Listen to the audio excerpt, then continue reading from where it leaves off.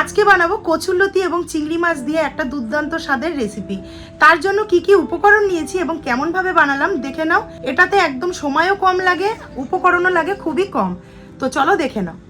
সবার প্রথম লাগছে, এখানে আমি বাজার থেকে এক আটি কচুরলতি নিয়ে এসেছিলাম, সেটাকে খুব ভালো করে কেটে আঁশ ছাড়িয়ে ধুয়ে রেখেছি। এখানে এনেছি আমি 150 গ্রাম চিংড়ি মাছ। এখানে নিয়েছি দেখো মাঝারি সাইজের 4টে পেঁয়াজ, 3টে ধরলেও কিন্তু চলবে, কারণ এই দুটো মাঝারি আর এই দুটোকে মিলিয়ে একটা। টোটাল এখানে আমি 4টে নিয়েছি পেঁয়াজ, 2টো নিয়েছি কাঁচা লঙ্কা। ফোড়নের জন্য অবশ্যই প্রয়োজন কালো জিরে এবং একটি শুকনো লঙ্কা। রান্নার জন্য লাগছে তেল, হলুদ গুঁড়ো, লবণ, লঙ্কার গুঁড়ো, সব শেষে লাগবে পরিমাণ মতো চিনি। তো চলো রান্নার প্রসেসের কাছে যাওয়া যাক। সবার প্রথম পেঁয়াজটাকে নিয়ে এরকম গ্রেটারের সাহায্যে একটু গ্রেট করে নেব। এরপর গ্যাসে কড়াই বসিয়ে দিয়ে দেবো বেশ খানিকটা রিফাইন্ড তেল। তেলটা এখানে ভীষণ ভালোভাবে গরম হয়ে গেছে। খুব হালকা করে প্রথমেই এই চিংড়ি মাছগুলোকে ভেজে নেব। দিয়ে দেবো অল্প পরিমাণে হলুদ গুঁড়ো, দিয়ে দেবো একদম অল্প পরিমাণে লবণ। চিংড়ি মাছ কিন্তু এখানে একদম কড়া করে ভাজা যাবে না, তবে শক্ত হয়ে যাবে। একদম হালকা করে ভেজে নিয়ে তারপর আবার ফিরে আসছি।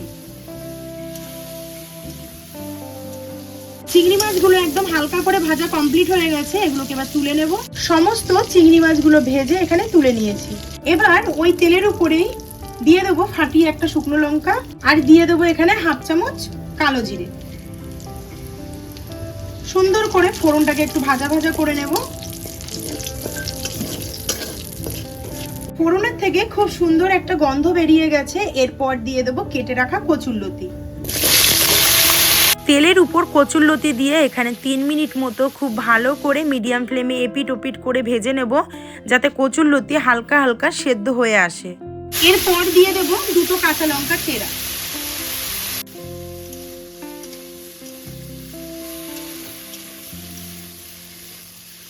দুই একবার ওলট পালট করে কচুরলতিটাকে ভেজে নিয়ে দিয়ে দেব গ্রেট করে রাখা পেঁয়াজ।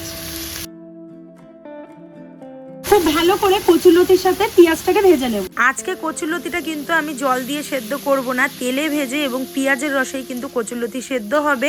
আর এই পেঁয়াজটা যখন ভাজা ভাজা হয়ে আসবে সেই স্মেলটা কিন্তু আসে অসাধারণ।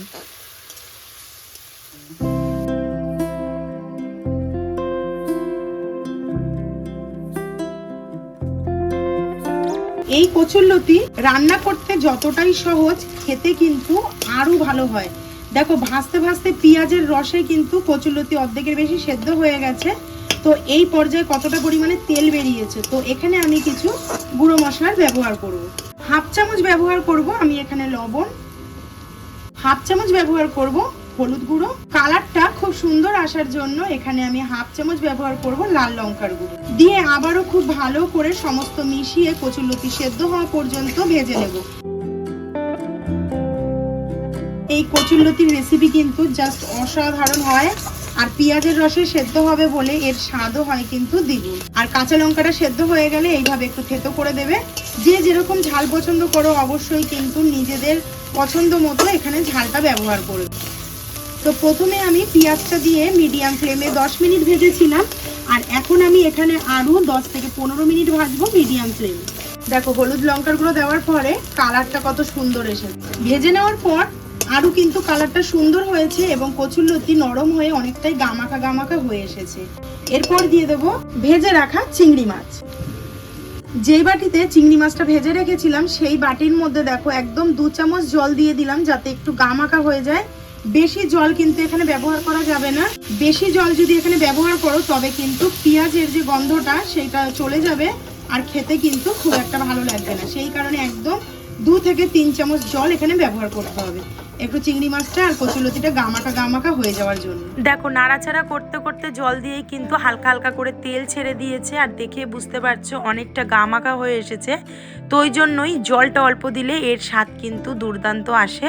আর অভূতপূর্ব একটা স্বাদের রেসিপি তোমাদের সাথে খুব সহজেই আমি কিন্তু শেয়ার করে দিলাম। কচুরলতিটা দেখো এখানে কিন্তু একদমই গামাখা হয়ে এসছে, কিন্তু একটাও কিন্তু ভেঙে যায়নি। আর কচুরলতি তোমাদেরকে কেটে দেখাচ্ছি, প্রপার ভাবে কিন্তু একদম সেদ্ধ হয়ে গেছে। এই পর্যায়ে দিয়ে দেবো আমি এখানে চিনি। দিয়ে দেবো আমি এখানে 1 চামচ চিনি। তোমরা যে যেরকম মিষ্টি পছন্দ করবে সেই অনুযায়ী কিন্তু চিনিটা দিয়ে দেবে। চিনিটা দিয়ে জাস্ট একটুখানি মিশিয়ে নিয়ে নামিয়ে তোমাদেরকে আমি সার্ভ করে দেখাবো। যে কচুরলতিটা কেমন হলো।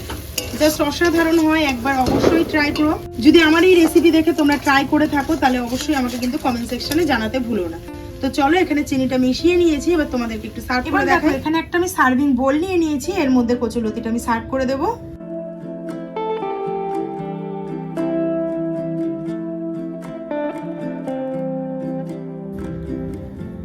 তাহলে তোমরা তো দেখতেই পেলে এই মজাদার কচুরলতি চিংড়ি মাছ দিয়ে রান্না করা কতটাই সহজ এবং দেখেই বুঝতে পারছো যে কতটা লোভনীয়। অবশ্যই একবার কিন্তু বাড়িতে ট্রাই করো, আর ট্রাই করলে কিন্তু আমাকে জানাতে ভুলো না কমেন্ট সেকশনে।